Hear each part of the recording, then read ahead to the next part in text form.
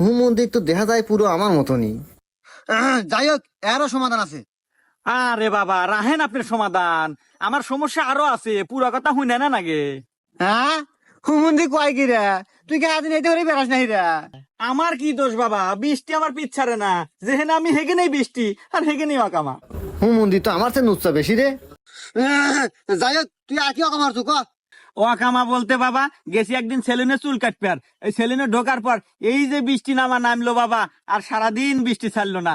তো কি আর করার, ওই একই ঘটনা, নাপিতের হাতে অকামা।